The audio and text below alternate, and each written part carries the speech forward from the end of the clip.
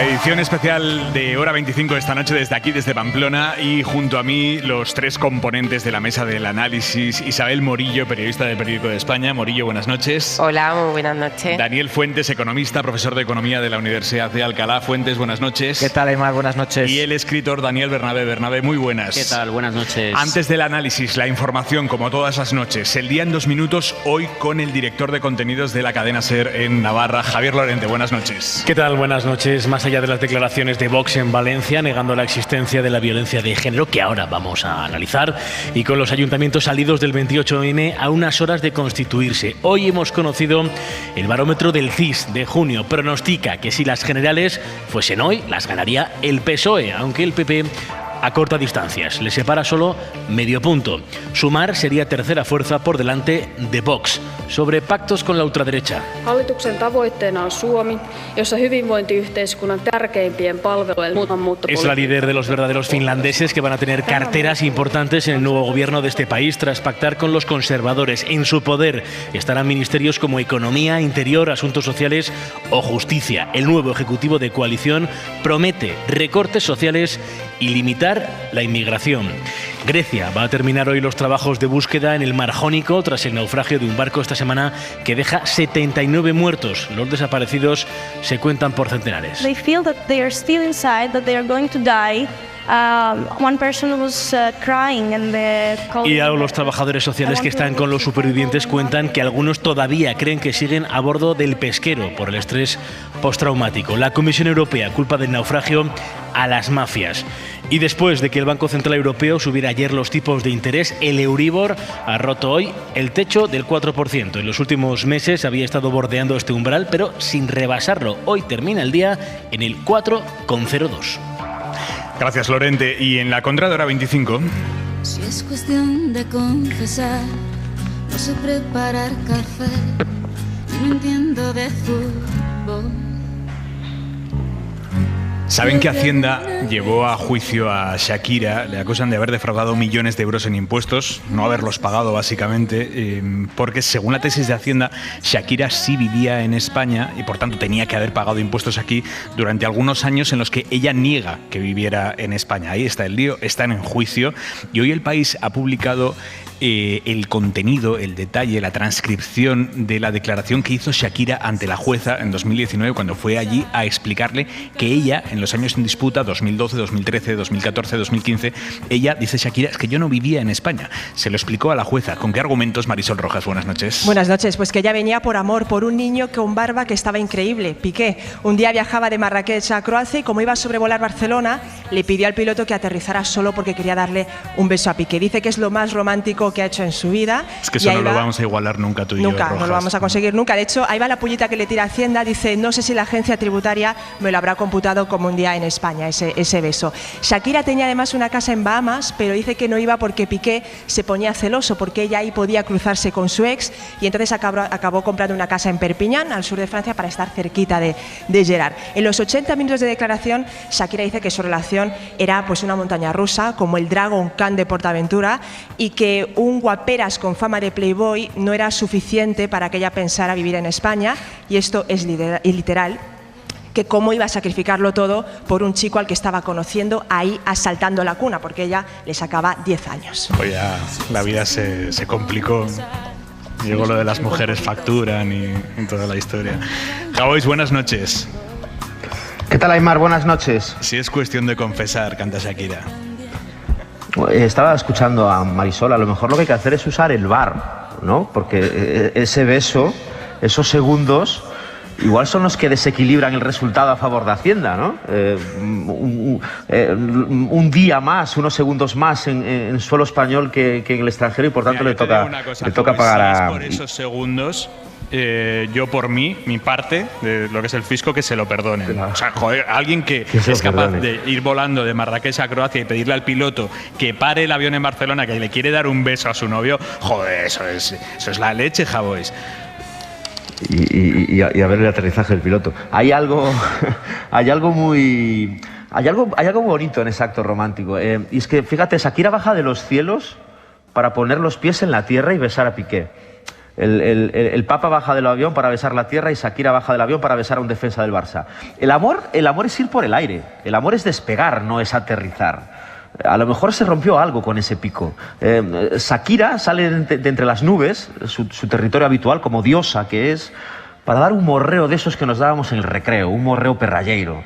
Y ese es el mensaje que al final nos está lanzando, ¿no? Que estaba tan enamorada que cedió a la gravedad, que de alguna manera pinchó el globo, ella iba por el aire y bajó para encontrarse con su amado. Hay un verso precioso de Zoé López, que por cierto hoy saca disco, que dice: soy todo lo que quieres cuando lo que tienes no te basta.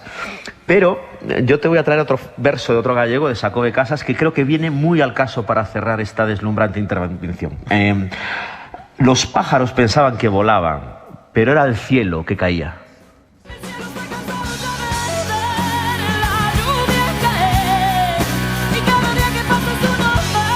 Escúchame, Javois, ¿cómo eran los morreos perralleiros? Me he quedado con la duda. Es que es una expresión gallega.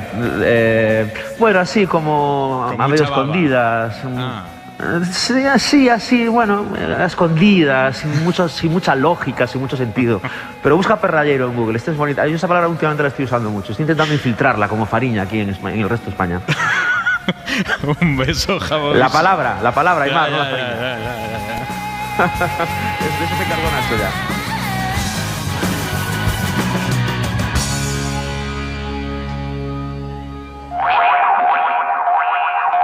El Partido Popular empieza a pagar el precio de pactar un gobierno de coalición con la extrema derecha en una comunidad del peso político de la Comunidad Valenciana. Sus socios allí, Vox, el número 2 de Vox en la Comunidad Valenciana, ha dicho hoy que no existe la violencia de género, que no existe la violencia machista.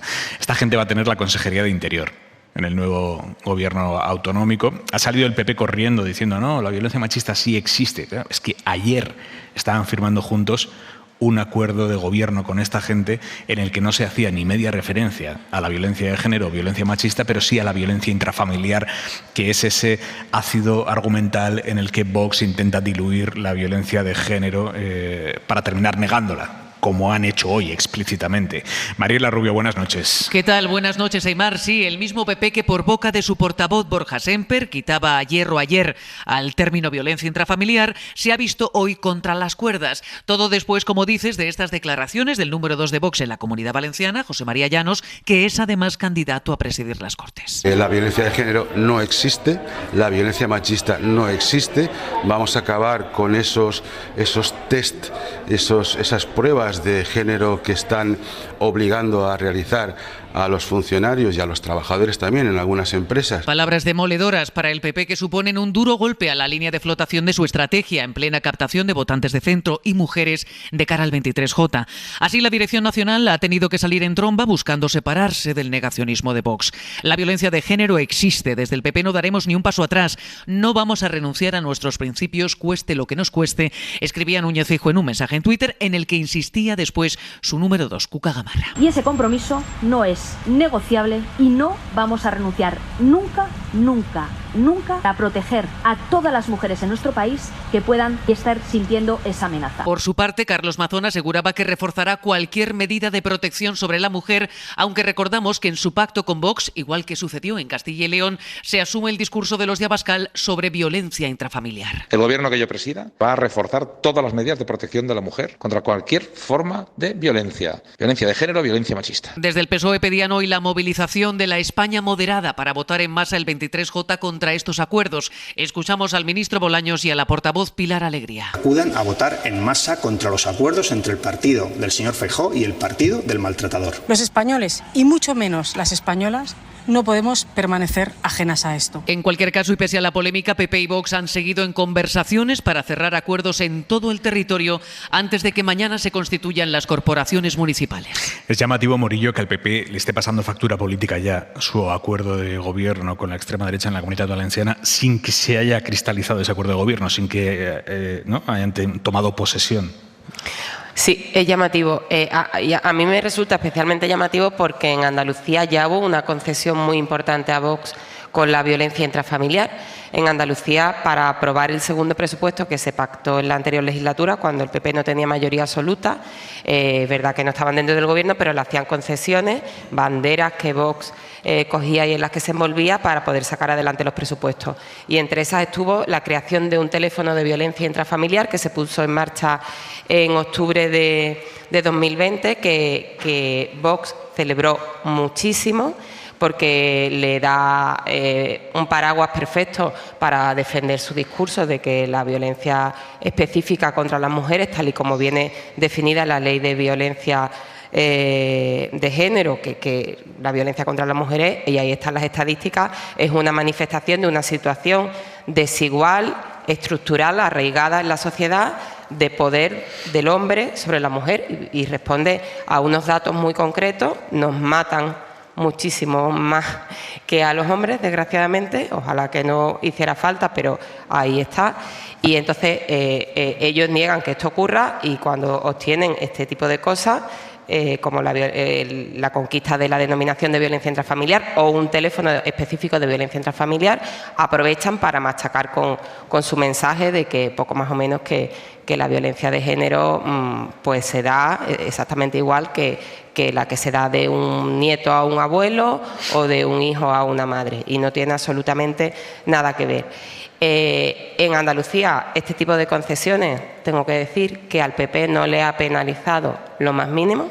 Ahí está el Partido Popular con una mayoría absoluta en la Junta, y a partir de mañana con 8 gobiernos en todas las capitales de Andalucía, y parece como que se normaliza, y sobre todo me preocupa el efecto que tiene en la gente más joven, porque aquí hay un retroceso que no sé si somos conscientes, pero es gravísimo. O sea, si tú hablas con chavales de 15, 16 o 17 años, esto que defiende Vox cada vez está más arraigado. Yo nunca pensé que iba a asistir en tan poco tiempo a un retroceso tan importante, sobre todo entre los adolescentes. Es una lluvia fina que va permeando y va calando, claro. Aquí hay una pregunta fuente, si es ¿qué busca una persona que niega la existencia de la violencia de género? Quiero decir, ¿cuál es la agenda política, cuál es la intención de esa persona, qué incentivos tiene para negar la existencia de una violencia específica contra la mujer? Mira, yo creo que desde los pactos que estamos viendo ahora, lo que hemos visto en anteriores legislaturas, y un poco la finalidad de cualquier fuerza política es conseguir posiciones de gobierno para imponer una agenda política con principios, con valores que persiguen siempre una finalidad. Y en cierto modo, aunque yo creo que a lo que estamos asistiendo en Valencia desde luego no son buenas noticias, pero en cierto modo sí tiene un aspecto positivo, y es romper definitivamente el círculo vicioso en el que llevamos demasiado tiempo encerrados, y es estigmatizar con quién se pacta y hablar menos de qué se pacta realmente, ¿no? Por fin empezamos a hablar de qué se pacta, del contenido de los pactos, más allá de es que es bueno o es malo pactar con Podemos, con Vox, con Bildu, con cualquiera de estas fuerzas. Llevamos demasiado tiempo encerrados en el con quién, y es momento de pasar al qué, porque solo planteándonos y valorando realmente qué se pacta es donde podemos en realidad empezar a contar soluciones y salidas a estas cuestiones. Más allá de, por supuesto, cuestiones de principios, de valores, de convivencia humana, de respeto al otro, yo creo que derechos humanos básicamente, a mí hay otra cosa que me ha sorprendido muchísimo dentro de lo que hemos conocido del acuerdo de gobierno en la Comunidad de Valencia, y es la extraordinaria falta de solvencia de los documentos que se han circulado. Y ahora hablo como economista, me resulta extraordinariamente llamativo que en una comunidad autónoma, que probablemente sea la que sufre el mayor problema de infrafinanciación de todas, en ese sentido es una reclamación legítima, una reforma del sistema de financiación autonómica, resulta que no se menciona la palabra déficit, no se menciona la palabra deuda, no se menciona la sostenibilidad de las cuentas financieras, son todo promesas de reducciones drásticas, es el adjetivo que usan, o de eliminación de impuestos sin ningún tipo de contracoste, contrapartida. Es decir, creo que no solo hay un problema, vamos a decir, de principios a la hora de pactar con la extrema derecha, sino de solvencia. Es que no son competentes. Yo creo que hay que empezar a decir esto también. Es que la extrema derecha está planteando acuerdos con contenido de gobierno que, además de ir en contra, yo creo, y creo que no exagero, de los derechos humanos de manera amplia, es que no son competentes. Hay un problema de solvencia muy serio. Bernabé. Se suele decir que Vox es el peaje que tiene que pagar el PP para acceder a determinados gobiernos. Nosotros no querríamos, pero el mundo es así y no nos queda más remedio que llegar a acuerdos con esta gente. ¿Y si es al revés? ¿Y si Vox es realmente la excusa que ha encontrado el PP para sacar a relucir su verdadero carácter, al menos de una parte?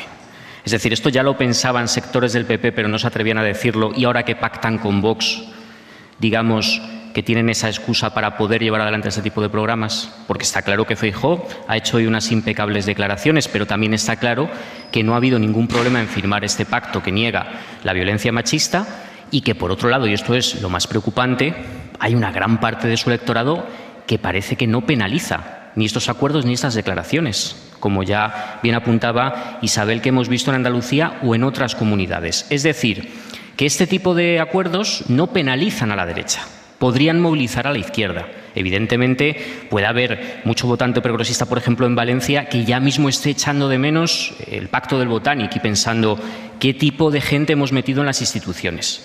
Pero claro, más allá de este momento específico electoral, ¿qué es lo que pretende Vox con estas declaraciones? Capturar un voto machista, ¿de acuerdo? Un voto machista de rancio abolengo, el que siempre ha sido machista, pero asumamos una situación complicada, que hay una parte importante, notable, no sé si mayoritaria, de hombres, especialmente de hombres jóvenes, que en los últimos años se han sentido minusvalorados, atacados, puestos en una esquina por el feminismo. Yo no digo que esto sea cierto, yo no digo que tengan razón, digo que eso existe, a juzgar por los vídeos que vemos en redes sociales, a juzgar por actitudes, comentarios en otro tipo de foros públicos. ¿Qué es lo que ha ocurrido exactamente? Pongamos el elefante en la habitación por mucho que nos cueste.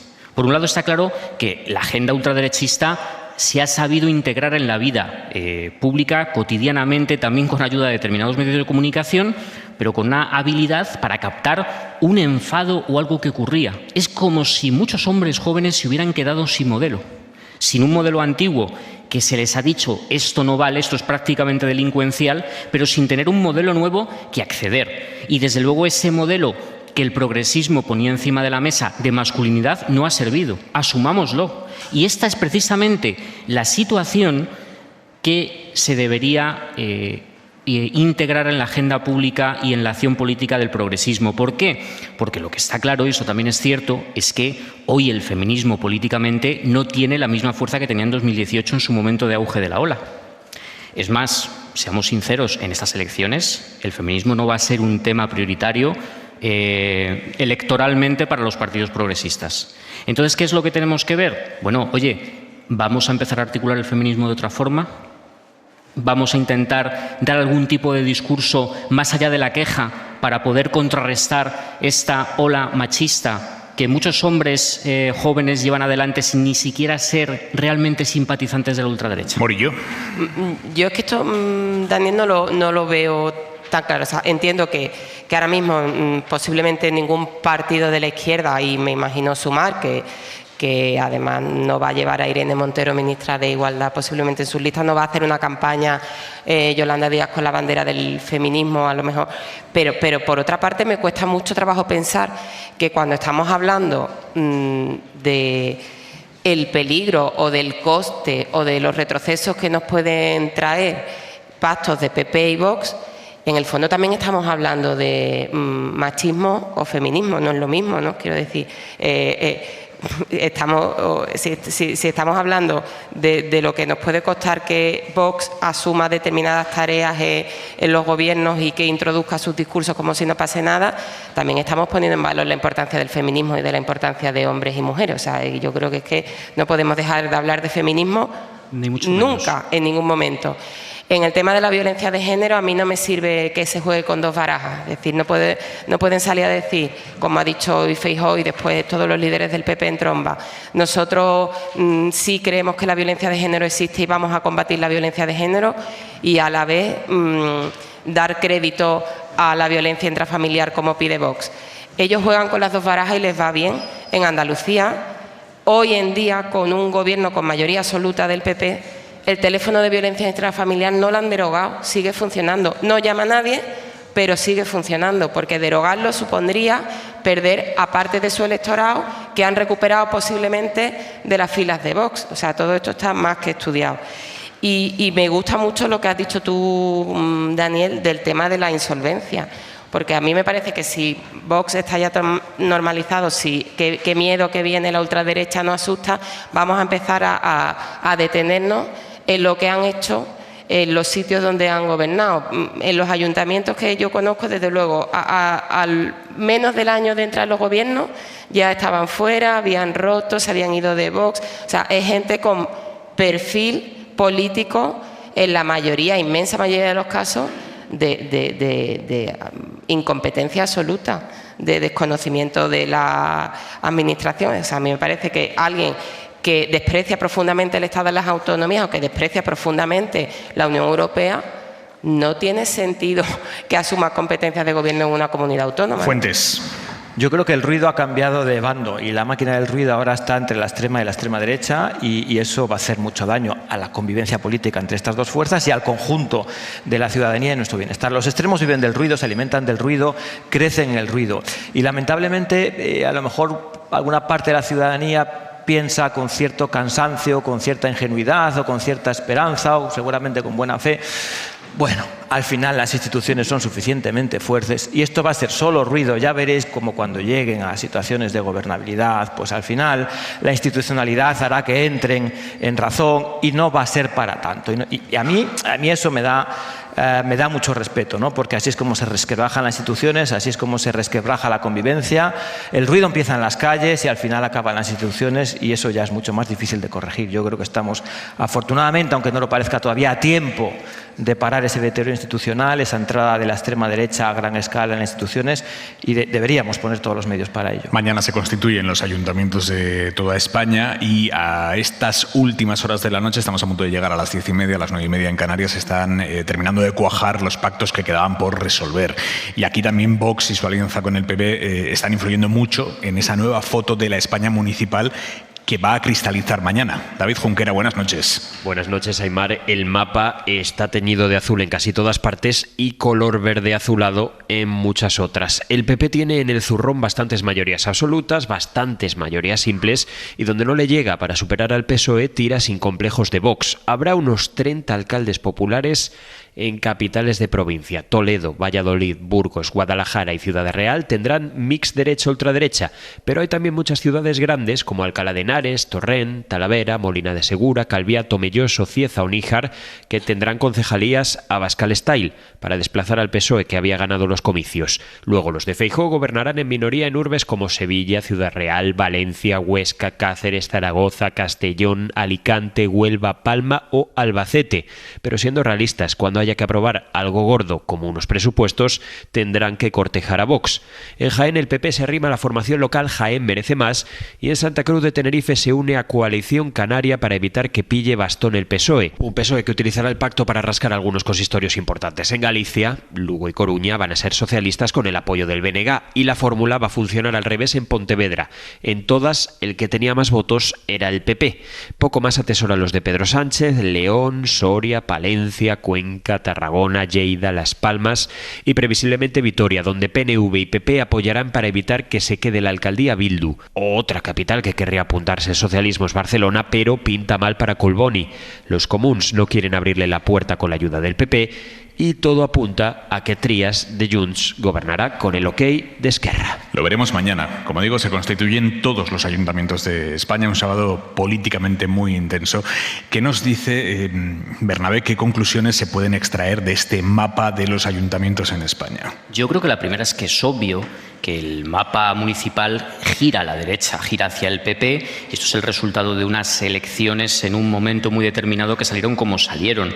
Pero ojo, esto no es el año 2011, esto no es aquella ola en la que se subió Rajoy al calor de la gran recesión, de la gran crisis económica, que fue un giro absoluto tanto en votos como en ayuntamientos y autonomías. Ha sido un giro, pero no es un giro tan dramático. Y dicho de otra manera, cuando hablamos de ola reaccionaria, que es un concepto que se ha puesto estas semanas encima de la mesa, deberíamos hacer notar que esta ola no ha empezado en la campaña electoral, ni siquiera este año. Esta ola empezó en el año 2017 en este país. Y hasta que la derecha ha conseguido, 2017, año del proceso independentista catalán, y hasta que la derecha ha conseguido que esto cristalice electoralmente, han pasado 5 años, se han cometido muchos errores por su parte y han tenido gran cantidad de golpes internos de líderes que han caído y de situaciones que no controlaban.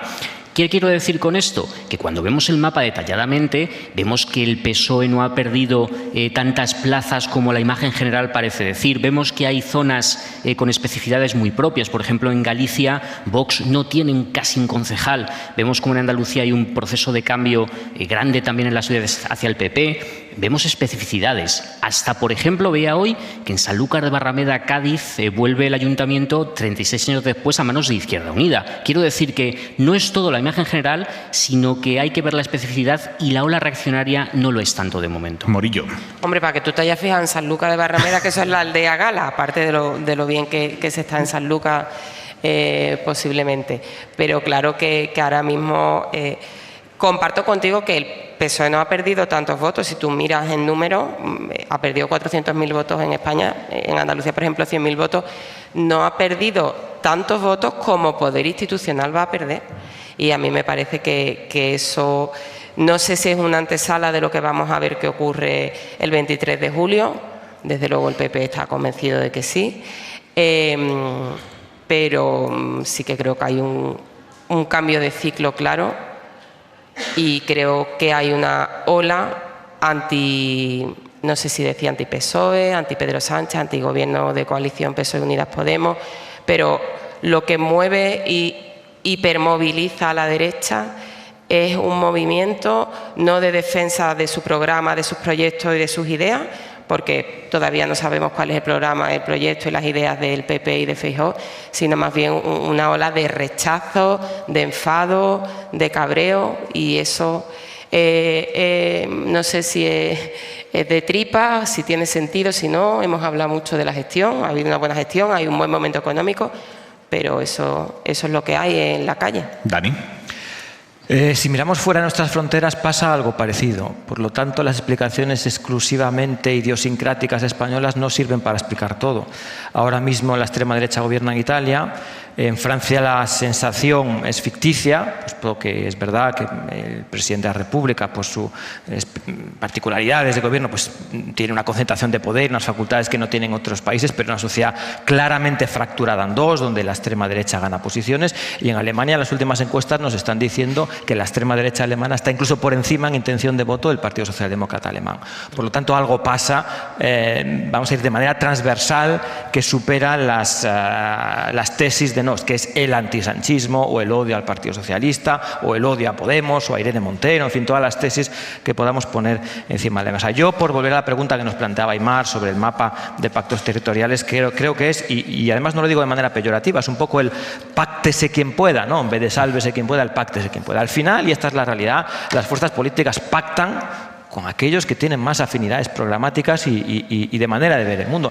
Y eso nos lleva a que el 23 de junio lo que vamos a elegir entre dos opciones muy claras, porque conocemos cuáles son las alianzas, no van a cambiar, ¿no? Yo creo que más allá del ruido, de las idas y vueltas, de todas las reflexiones que vamos a hacer estas semanas, las opciones son muy claras. Hay dos grandes hermanos mayores y una familia de hermanos pequeños que acompañará a cada uno de los dos hermanos mayores. Sobre alianzas y sobre muchas otras cosas vamos a poder preguntarle el lunes aquí en Hora 25 a Alberto Núñez Feijóo, el presidente del Partido Popular. Viene a la SER, viene a Hora 25 el lunes a las 10 de la noche. A punto de llegar a las 10:30, a las 9:30 en Canarias, vamos a pedirles un bis al columpio asesino. Una última canción, por favor. ¿Qué nos vais a tocar, Cristina? ¿Queréis una nueva canción? ¿Sí? Por favor. ¿Sí o no? Bueno, vamos con Preparada. Preparada. No sé si estamos preparados o no estamos preparados, pero yo estoy preparada. Para lo que viene creo que no. Digo de lo que están hablando ellos. Ya. El columpio asesino esta noche en directo desde Pamplona en Hora 25.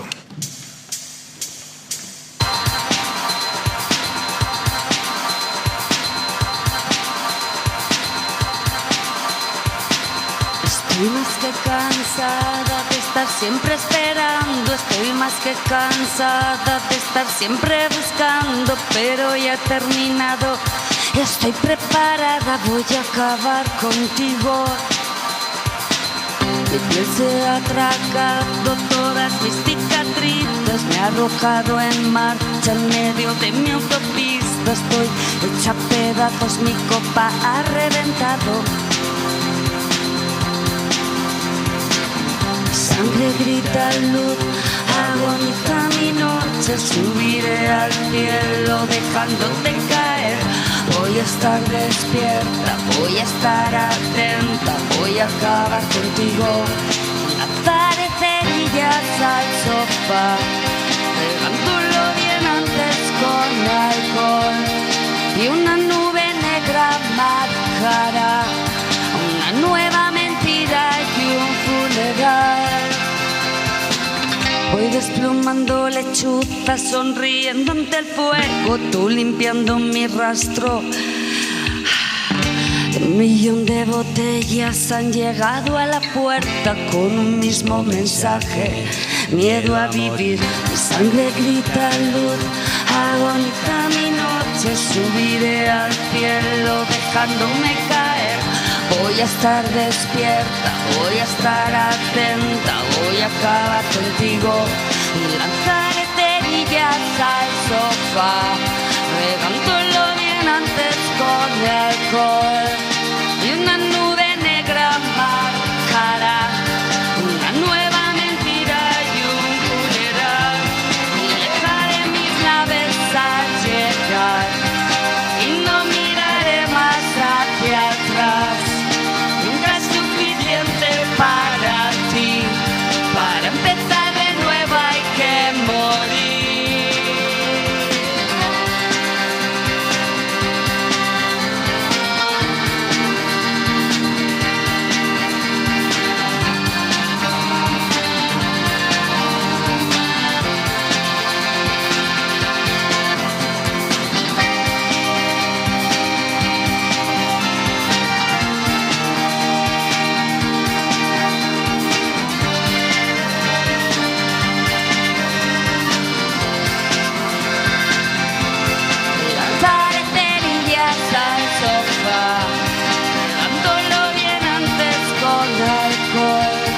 Y una nube negra marcará una nueva mentira y un funeral. Y quemaré mis naves al llegar y no miraré más hacia atrás. Nunca es suficiente para ti, para empezar de nuevo hay que morir.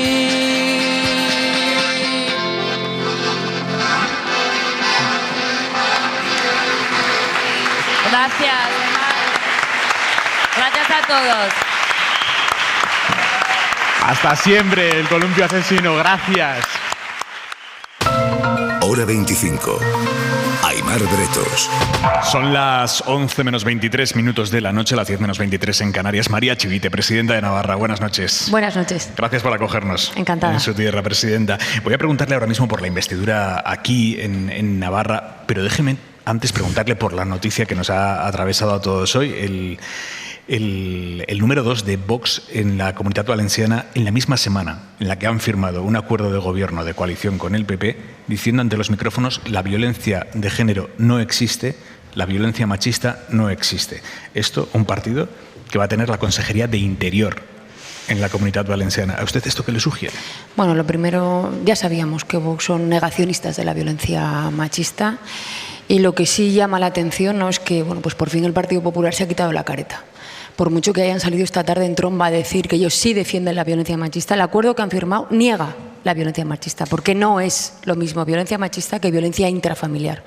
Aquí estamos hablando de un acuerdo que recorta los derechos a las mujeres, recorta libertades, recorta además protección a las mujeres víctimas de la violencia de género. Y solamente doy un dato. Esta misma semana la Policía Foral en Navarra ha detenido a 7 personas por violencia machista. Por lo tanto, estamos hablando de mujeres que sufren y que determinados partidos políticos, con un acuerdo, van a dejar de protegerlas. De esto es de lo que estamos hablando. Desde luego, mientras yo sea presidenta de Navarra, pie en pared con esa falta de protección y de reconocimiento a unas mujeres y a una sociedad que está viviendo muchísimo dolor. Por lo tanto, creo que hay, como digo, pie en pared. Hoy se ha constituido aquí el Parlamento Foral. ¿Cuándo calcula que va a ser el debate de investidura?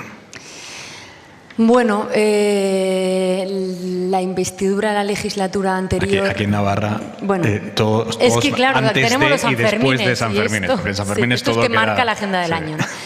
La legislatura pasada yo tomé posesión del cargo el 6 de agosto, porque como bien dices, las 2 semanas de San Fermín prácticamente se paraliza todo. A mí me gustaría cuanto antes, pero claro, entre la campaña de generales y los Sanfermines, bueno, pues espero que sea cuanto antes, pero lo importante de los acuerdos es hacerlos bien. Y yo recuerdo que tenemos un acuerdo de gobierno de 70 páginas con un muy buen programa donde acordamos incluso cómo deshacemos los desacuerdos. Y yo creo que es importante hacer las cosas bien para transitar una legislatura con cierta tranquilidad. Usted ha tenido una legislatura en la que ha compartido gobierno con Geroa Bai y contigo, que para entendernos es la marca más, aquí... sí, aquí Sumar. Sumar, sí. Sumar. Es la Yolanda Díaz. Efectivamente. Bien, sí. De acuerdo, nos entendemos. ¿Aspira a revalidarlo? Sí. Yo la verdad que ya he hecho varios encuentros con mis actuales socios de gobierno. Hay una voluntad inequívoca por las 3 formaciones políticas en volver a realizar ese mismo acuerdo de investidura y ya nos hemos puesto a la tarea. Como todos los acuerdos, bueno, pues tienen sus tiempos, sus momentos, sus protagonismos, pero estoy segura, porque así lo han mostrado, como digo, las otras formaciones políticas, que llegaremos. O sea, que va a costar, pero saldrá. Sí, yo estoy segura que sí. Y desde luego el partido... ¿Sus socios también están tan seguros? Bueno, esta semana ha habido un poco de tensión, pero por ejemplo hoy en la investidura en el Parlamento pues ha ido bien, tal y como ya habíamos hablado con nuestros socios, y espero pues que esa dinámica se siga manteniendo. Incluso sumando, estas 3 formaciones no obtienen la mayoría absoluta, necesitarían la abstención de Bildu, igual que en la legislatura pasada. Hubo una cosa, no sé si usted lo vivió así, pero a mí me sorprendía mucho que quedó marcado un relato a nivel nacional de que usted gobernaba con Bildu, cuando eso nunca fue así. Nunca. Bildu se abstuvo para su investidura, pero nunca llegaron a gobernar juntos. Y no fueron todos los miembros de Bildu. La abstención fue parcial, además, ¿no? Exactamente, sí. Fue parcial. En este caso, Bildu se va a tener que volver a abstener. ¿Eso lo tienen cerrado? Desde luego nosotros nos reunimos el otro día con EH Bildu porque a petición de EH Bildu, yo me reúno con todas las formaciones políticas, les dijimos claramente que nosotros queremos volver a reeditar el mismo gobierno y por lo tanto EH Bildu no contemplamos que formen parte de ese gobierno. Yo hago una valoración positiva de los acuerdos que hemos llegado con ellos en cuanto a presupuesto o en cuanto, bueno, sobre todo por el contenido de los acuerdos, que eso es lo importante. Lo importante es qué es lo que acuerdas. Yo creo que es ahí donde tenemos que poner el foco. Por ejemplo, cuando acuerdas violencia intrafamiliar y no otras cosas, ¿no? No vamos a formar gobierno con ellos y, bueno, pues ellos sabrán qué es lo que tienen que hacer. Pero también digo una cosa, también la derecha puede abstenerse. Porque si tú no eres capaz de formar un gobierno, por lo menos no impidas que Navarra tenga un gobierno. Porque, desde luego, pues suman menos que las formaciones políticas que yo pretendo formar un gobierno con ellas, ¿no? Pues por lo menos que no lo impidan. ¿Qué pasos le quedan por dar a Bildu para que ustedes puedan plantearse un gobierno de coalición con ellos? Algo que ahora no se pueden plantear. ¿Qué pasos le quedan por dar? Bueno, pues a Bildu yo creo que le queda un recorrido ético, un reconocimiento expreso de lo que pasó, de que no tuvo que pasar, de que fue un error y de que siempre las vías democráticas deben ser las válidas. Y también un reconocimiento al daño que causaron y al error que cometieron yendo por unas vías, como digo, no democráticas. Por lo tanto, creo que esos pasos les quedan por dar. Y también, bueno, también nos discrepan de ellos, bueno, sobre todo el modelo institucional, ¿no? pues porque ellos defienden pues una Navarra integrada en el País Vasco. El concepto de Euskal Herria, ¿no? Exactamente, ¿no? Entonces, bueno, pues eso también aleja posiciones.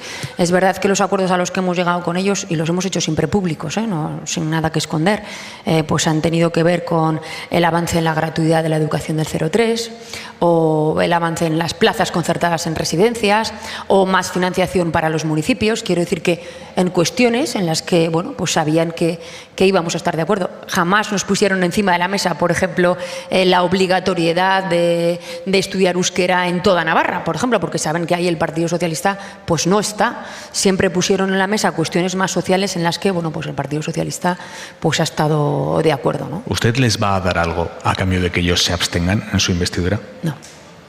Además, quiero decir, tampoco ha habido ninguna petición al respecto, pero como digo, hemos sido claros, lo dijimos en campaña, nosotros no vamos a formar un gobierno con Bildu, más allá que, como digo, sí que puedo hacer una valoración positiva del entendimiento y de los acuerdos puntuales que hemos llegado con ellos, pero la formación de gobierno es una cosa diferente.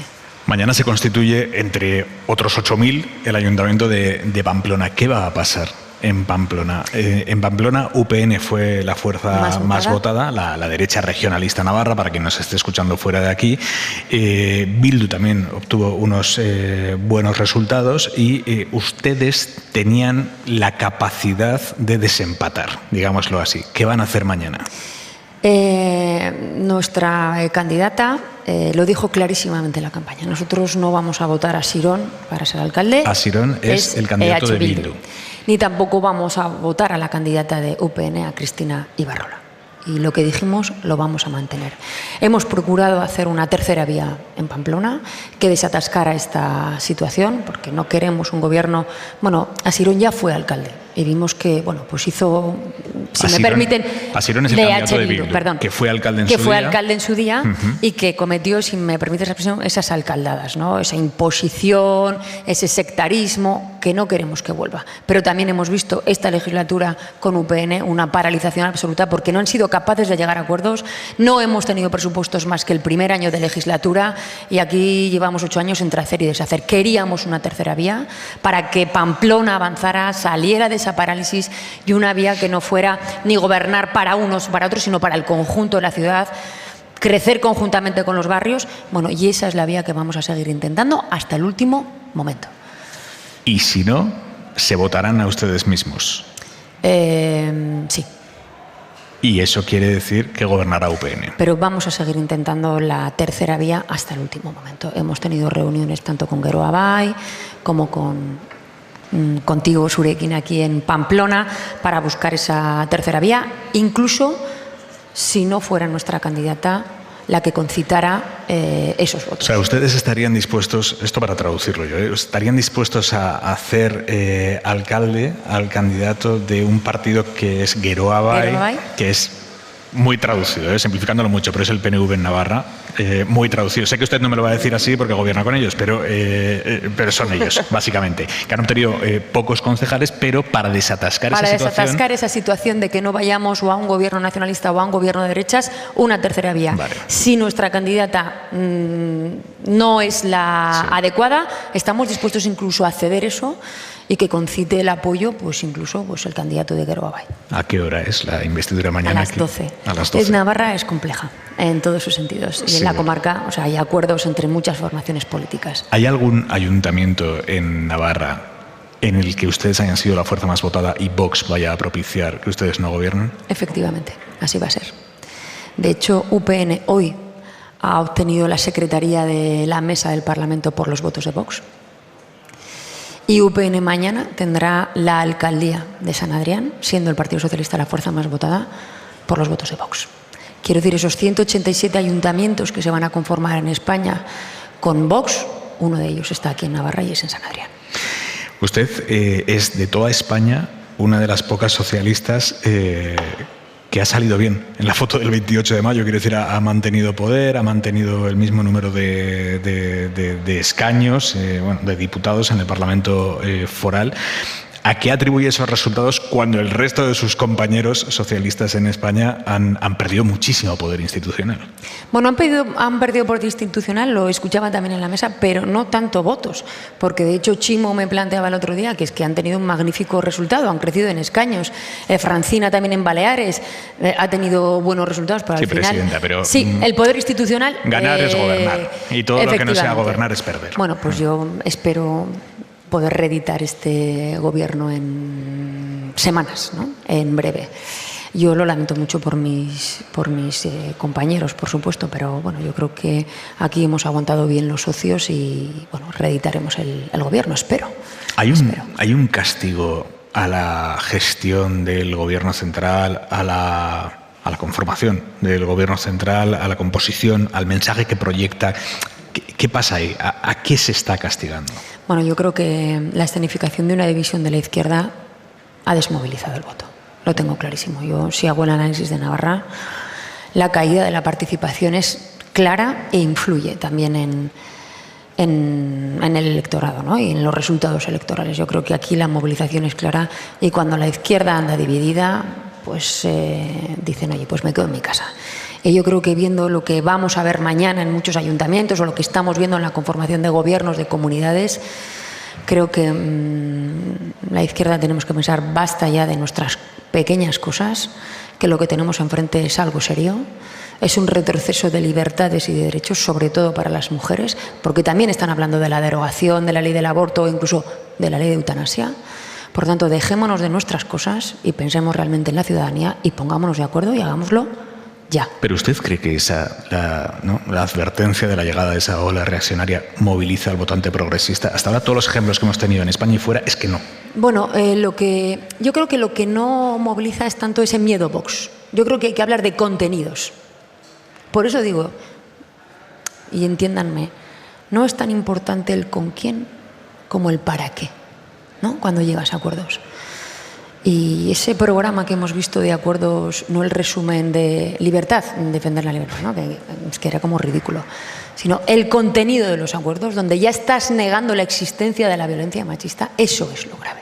Entonces, hablemos de todo lo que podemos perder, pero sobre todo también de todo lo que hemos ganado en una legislatura que ha sido compleja. Y también lo decíais en la mesa anteriormente, aquí de lo que se va a decidir es de hablar de dos modelos diferentes. Y uno es el modelo Ayuso.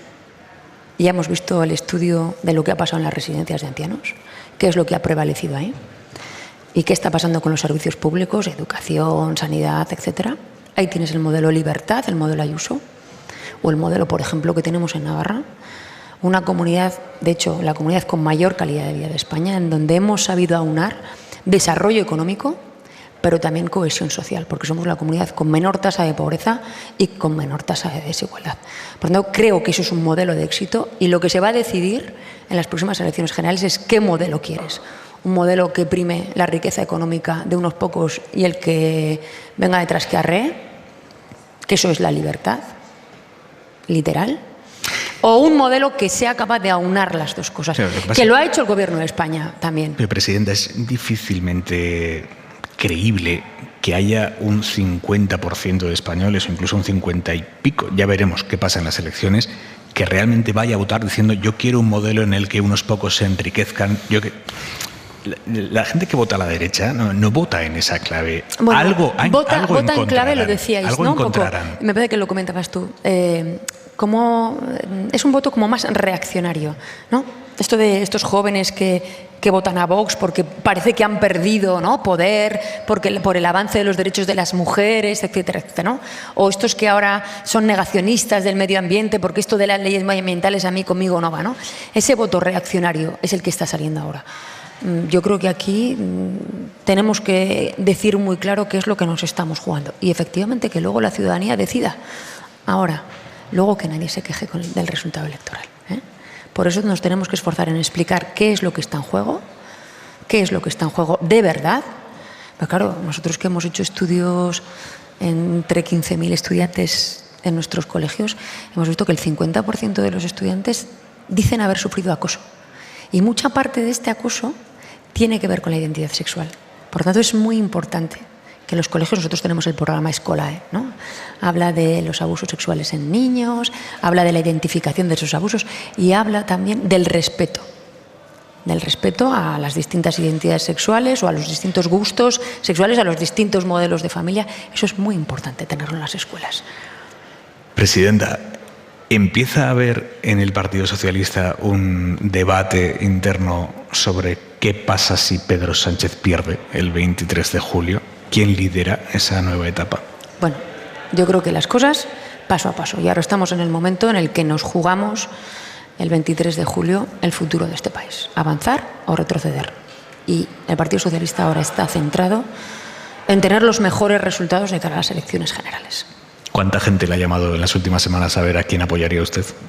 No, yo no he recibido ese tipo de llamadas porque bastante tengo que concentrarme ahora en la formación. Será que no las ha cogido, Presidenta, pero recibirlas ha recibido seguro. Dígame una cosa, ¿ha sacado ya la ropa de San Fermines? Esto es una cosa que hacen todos los navarros en junio. Pues tengo que decir que ya lo he hecho. Ahora empieza el calorcito del verano, hay que sacar, hay que probártela, porque esto ¿te valen los pantalones del año pasado? Te vale. Perfecto, pues entonces la lavas, la planchas y preparaos para San Fermín. Si ya huele Pamplona, ya huele, San Fermín. Sí. ¿Cómo vive usted San Fermín? Bueno, pues desde que soy presidenta, pues un poco menos, ¿no? ¿Eso qué quiere decir?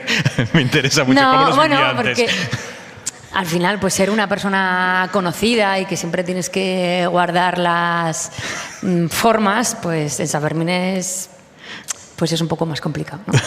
Entonces, siempre tengo un momento de salir con las amigas y tal, pero bueno, pues ahora ya procuramos portarnos un poco más formales. Pero sí, los Sanfermines son... Es que la persona más seria y más formal en San Fermín es como se transforma, ¿no? Y esto es lo bueno de los Sanfermines. También tengo que decir que no me gusta mucho como algunos medios de comunicación transmiten los Sanfermines. No, porque a mí me ha tocado alguna vez estar en Sanfermines, bueno, pues unos días aquí y otros días fuera de vacaciones, y cómo lo veo en la televisión, digo, esto no son los Sanfermines. Los Sanfermines es, no sé, es un... Todos somos amigos, ¿no? Todo el mundo es bienvenido en Sanfermines y no en donde a veces se pone el foco. Y es verdad que, bueno, pues el tema de la manada hizo flaco favor a los Sanfermines. Yo creo que, como digo aquí, todo el mundo es bienvenido. Hay buen ambiente allá donde vayas.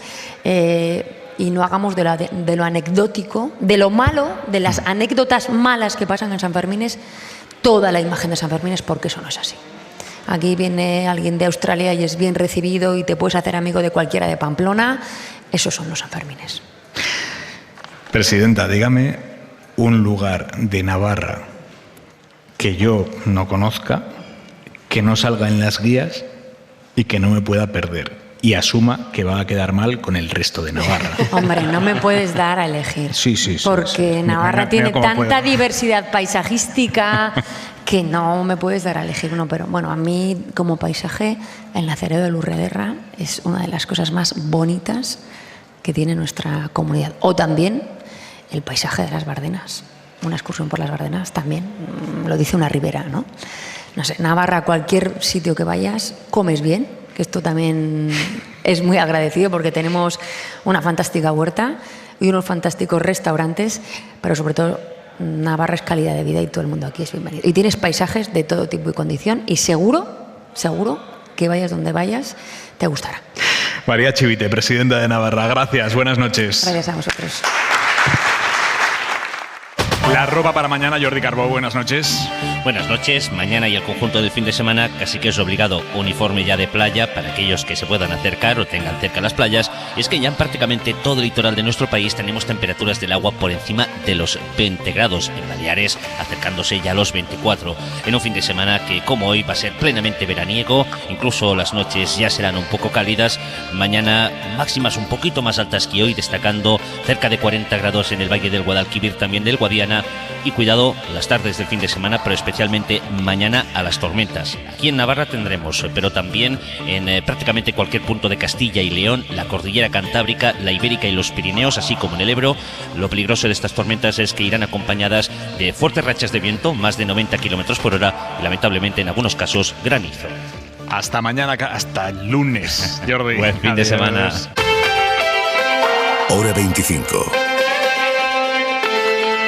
Aimar Bretos. Este que tenemos por delante es el último fin de semana en el que Sumar podría cambiar sus listas. Podemos seguir insistiendo en pedirle a Yolanda Díaz que levante el veto a Irene Montero, pero realmente parece ya más una reivindicación casi más melancólica, ¿no?, destinada a no proyectar hacia dentro, hacia los suyos, la imagen de que se han rendido o que han claudicado, porque asumen ya que Irene Montero no tiene espacio en esas listas. Hoy hemos sabido que finalmente Sumar se constituye como partido político, que es una clave muy importante. Inma Carretero, jefa de política de la cadena SER, buenas noches. ¿Qué tal? Buenas noches. Movimiento Sumar es ya un partido político que tiene por finalidad la promoción de los derechos humanos, el impulso de la democracia, la libertad y el progreso humano en todas sus dimensiones. Así se puede leer en sus estatutos, que establecen un organigrama similar al de otros partidos, con una mesa de coordinación no muy amplia, como mucho tendrá 10 miembros, incluyendo ahí la presidencia y la secretaría. Tendrá también una comisión de garantías, aunque el máximo órgano de decisión va a ser una asamblea general que integrará al conjunto de los afiliados. Ese órgano es el encargado de aprobar el programa, de elegir a la cúpula del partido, pero la decisión sobre las coaliciones preelectorales y los acuerdos postelectorales va a depender de la dirección, de la mesa de coordinación. Así que Sumar camina ya a marchas forzadas hacia el 23 de julio. Estos días ha ido bajando la intensidad del debate en público con Podemos, después del acuerdo de hace ahora una semana que dejó fuera de las listas a Irene Montero. Por eso le han preguntado hoy al portavoz de Sumar, Ernest Urtasun. Nosotros tenemos un acuerdo histórico con 15 formaciones políticas que hemos logrado poner alrededor de la mesa. Ha sido un ejercicio complejo, como ustedes pueden imaginar. Hemos constituido los equipos, el programa y el proyecto político más ambicioso para salir a ganar, y ahora ya salimos a ganar después de este acuerdo, que creo que es histórico. En Podemos hay cierta resignación, no hay más margen para presionar. De hecho, más allá de la reivindicación propia, no se espera que la reunión de mañana del Consejo Ciudadano suponga un giro. No hay intención de dar marcha atrás en el acuerdo. Hoy Sumar además ha cerrado las candidaturas de los comunes con la retirada de la política de quien hasta ahora ha sido su portavoz, Jaume Asens. Gracias, Inma. Bernabé, se cumple una semana de la noche de autos. Acuérdate cómo estábamos el viernes pasado, a punto de cerrar el registro, y finalmente Podemos y Sumar llegaron al acuerdo que derivó en esta coalición. Con la perspectiva del tiempo, ¿qué conclusiones se pueden sacar de lo que ha pasado, de las consecuencias que va a tener lo que ha pasado? Lo primero es que me parece de gran interés la cuestión de que Sumar...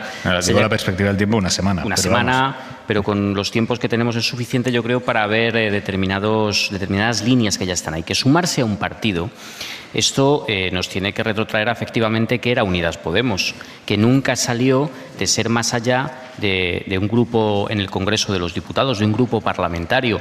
Díaz se dio cuenta de que si tú no mandas sobre algo concreto y orgánico, al final tienes una serie de problemas, porque quien te dirige son los partidos que componen esa coalición. No se puede ser la líder de una coalición de forma abstracta, tienes que ser la líder de algo. Y Díaz está creando partido, ¿de acuerdo? Haciendo una serie de fichajes, reservándose unos sitios en las listas y teniendo también una capacidad de manejo de la estructura y el programa.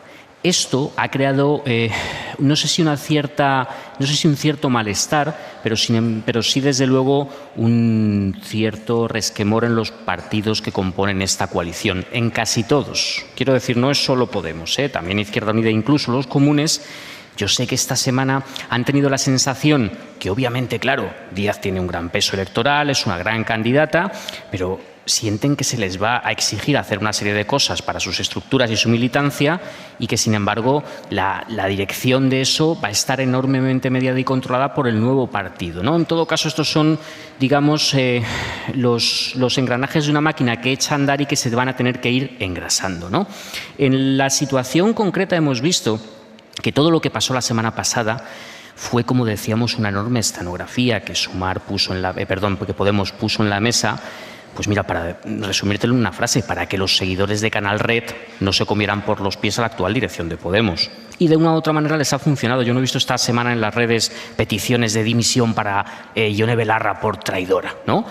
Han ido aceptándolo poco a poco. Lo interesante de todo esto es ver como si se ha llegado a esta situación es porque previamente Podemos cavó una trinchera para competir con Díaz en esta situación de tira y afloja donde Díaz extendió demasiado la configuración de Sumar y Podemos, para diferenciarse de sus políticas, apeló mucho a la impugnación, es decir, al lado más punky de Podemos, y esto provocó discrepancias en el Gobierno, también provocó que sus propios militantes tengan ahora difícil, algunos de ellos simpatizantes digitales, llamémoslo como queramos, votar a Sumar, una importante frustración. Y con esto acabo, creo que es sustancial.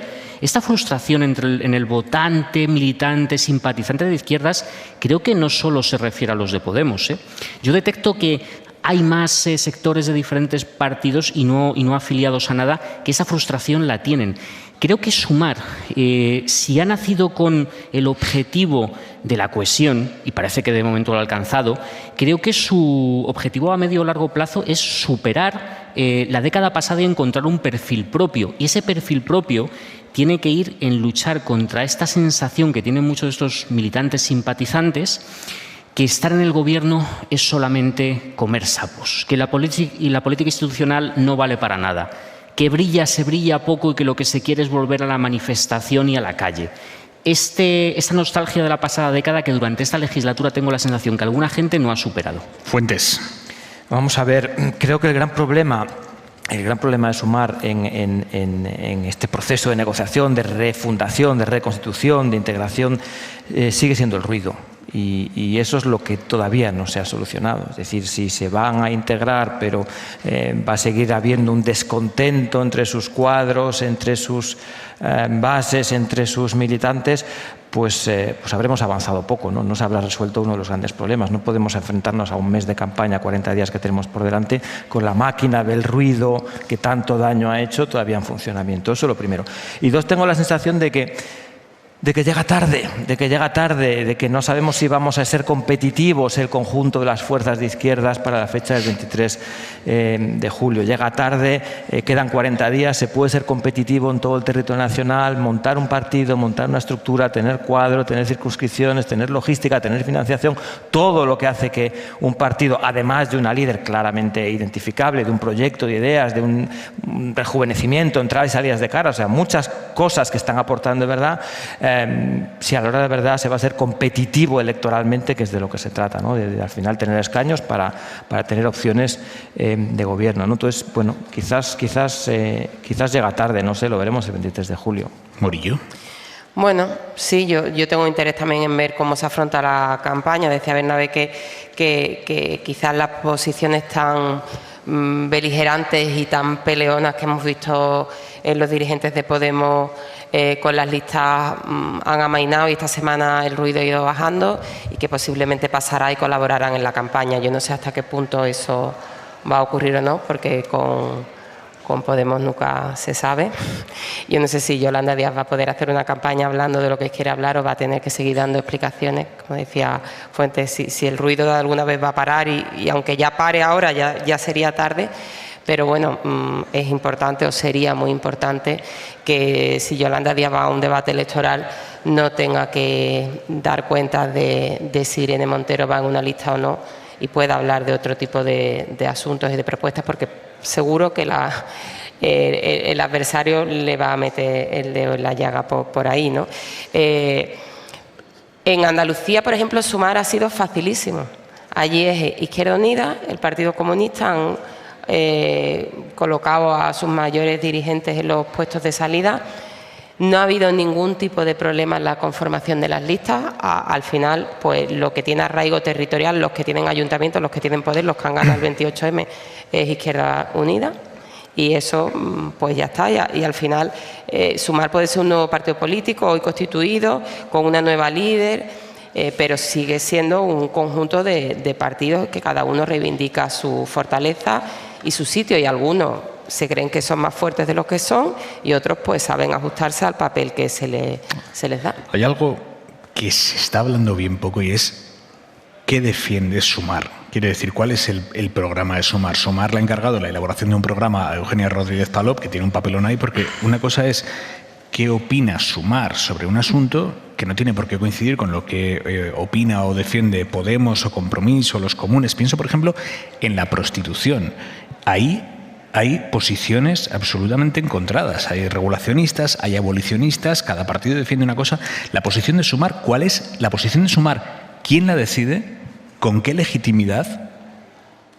Quiero decir, la gente que va en esas listas, que va a votar esas listas, ¿qué vota? ¿Y quién ha decidido el qué vota, ¿no? La idea, el programa? Pues es muy complejo esto. Es muy complejo porque estamos hablando de partidos, del propio partido Sumar, del territorio y de una configuración general de una nueva organización en sí misma, a la cual de momento se le desconocen, más allá de sus líneas generales, exactamente por qué va a apostar. En los temas en los que todos más o menos pueden estar de acuerdo, pues ahí la cosa avanzará, pero entiendo que lo que se intentará es esquinar los temas más complicados o que haya fricción de aquí a las generales. Mismamente, por ejemplo, María Eugenia Rodríguez Palop es una mujer que viene de la política ahora mismo europea con conocimientos de derecho, que sí ha sabido mezclar en su actividad pública, digamos, estas tres líneas que la política progresista tiene ahora, ¿no? Un tema importante, digamos, de transición ecológica. Tiene gran conocimiento, por ejemplo, sindical, buenas relaciones con comisiones obreras y luego una línea feminista, ¿no? Veremos que esto es fácil de enunciar en la teoría, es decir, o de conjugar estas líneas en la práctica cómo sale. Por eso yo decía antes que algunas cosas necesitan cocinarse un poco a fuego lento, ¿no? Y efectivamente lo de tratar de ser competitivo electoralmente a 40 días vista, pues puede tener estas dificultades. También es verdad, y yo creo que esto es un elemento a favor, probablemente ayude o les ayude en estos 40 días, es que las caras nuevas que han entrado, yo creo que se ha oxigenado bastante más que otros espacios políticos, ¿no? Algunos son exactamente las mismas caras, pero hay una buena dosis de oxígeno, de caras nuevas, perfiles que comunican muy bien, que no tienen un lastre, una mochila o un desgaste, que han ganado experiencia e institucionalidad. Pienso en eurodiputados como Urtasun o Tindui, la propia Rodríguez Palop que mencionaba Bernabé. Bueno, en fin, yo creo que es una suma de expectativas y también una suma de incertidumbres, ¿no? Y que tienen 40 días por delante para aterrizar y convencer.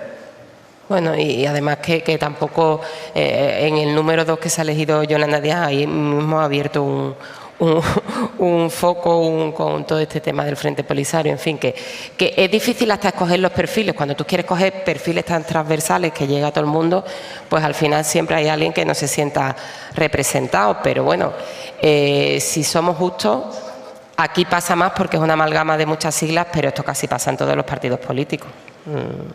No todo el mundo tiene un pensamiento uniforme y piensa lo mismo, pero claro, aquí... Pero para eso están los congresos. Quiero decir, los congresos de los partidos políticos están para decidir qué opina un partido sobre un asunto. Y luego, si tú, alcalde de no sé qué ciudad de ese partido, no estás de acuerdo, pues tendrás que cabalgar tus contradicciones. Pero aquí no hay un congreso. Aquí no hay una decisión colegiada de qué opinamos sobre los distintos asuntos. Pero es que esa es una de las grandes diferencias entre ser un partido o ser un movimiento. Todos los movimientos, cuando llegas en el sitio justo, en el momento justo, con la cara justa y el perfil adecuado, pues te permite hacer una gran entrada, ¿no? Lo vimos en Francia con Macron, o sea, hay ejemplos, o Boric en Chile. Pero en el medio y largo plazo, cuando hablas de una supervivencia ideológica, programática, al final la institucionalidad es necesaria. La institucionalidad en forma de partidos, de contrapesos, de organigramas, de líneas programáticas, de decisiones, de aceptación de los disensos, que a veces es más importante ponerse de acuerdo en aquello en lo que no compartes que aquello en lo que compartes. Todo ese proceso yo creo que necesita lo que comúnmente conocemos como partido, ¿no? Aunque es verdad que a veces nos suena un poco otra vez la vieja escuela de los partidos, pero al final en el largo plazo es lo que te da la supervivencia de los proyectos Totalmente políticos. Cierto, pero déjame que haga solamente un apunte, pero es que queda mes y medio para las elecciones y creo que esto no va a venir mal del todo porque la izquierda suele tener problemas cuando se pone a teorizar en exceso y al final se presentan programas para las elecciones con 400 puntos que más del 90% no los vas a poder aplicar. Es decir, esto es cierto que Sumar tendrá que configurarlo casi después de las elecciones, pero ahora entiendo que se intentará llegar a un mínimo común denominador. Y por otra parte, una breve crítica, no sé si tanto personal mía como de percepción que he ido notando. Fichajes, grandes perfiles profesionales, trascendencia internacional, europea en la ONU, pero falta un poco de barrio en Sumar. Hay una sensación en redes sociales algunas veces que la gente echa de menos un poco de reconocimiento de alguien más cercano. y no tan, no sé, en un aspecto teórico elevado. Bernabé, me atrevería a extender eso al conjunto de la izquierda. Creo que eso que está señalando no pasa solo en Sumar, creo que también pasa en el Partido Socialista y en otras fuerzas de izquierda. Por ahí podemos tener alguna clave de entender bien o mal lo que está sucediendo cuando vemos los perfiles que ahora mismo se han propuesto, por ejemplo, en la Comunidad de Valencia o con los perfiles que lideran la Comunidad de Madrid. O sea, podemos hacer un repaso, ¿no? El debate, un poco trivial si quieres, de si el inglés de Feijóo es mejor o peor que el inglés de Sánchez. Yo creo que por ahí hay también una clave de lectura. Brevemente, el economista de la mesa, Fuentes, por primera vez desde 2008 el Euribor ha roto hoy el techo del 4%. Hasta ahora había estado bordeando ese umbral, hoy lo ha rebasado el 4%. ¿Hasta cuándo van a seguir subiendo las hipotecas variables de millones y millones de familias? A ver, lo razonable, lo mecánicamente explicable es que el Euribor esté por encima del tipo de referencia del dinero, que se ha fijado en el 4%. Por lo tanto, una vez que ayer el Banco Central Europeo sube al 4%, pues es esperable que el Euribor se sitúe de ahí para arriba. Es verdad que esta última subida de tipos del Banco Central Europeo yo creo que ya no ha sido tan previsible ni tan bien acogida como las anteriores. Siempre suscita debate y diferencias de opiniones. En este caso yo creo que los noes o las lecturas más adversas a esta última subida de tipos tengo la sensación que son más numerosos que las lecturas más acomodaticias o más favorables a esta subida. La gobernadora del Banco Central Europeo deja entrever que no será la última y que por lo tanto en el mes de julio todavía habría una posterior al 4,25. Yo creo que estamos francamente ya en zona de preocupación, ¿no? Donde realmente cabe preguntarse si este conflicto entre frenar la inflación a costa de frenar el crecimiento, esta combinación es virtuosa o no, o nos puede salir ya demasiado caro, ¿no?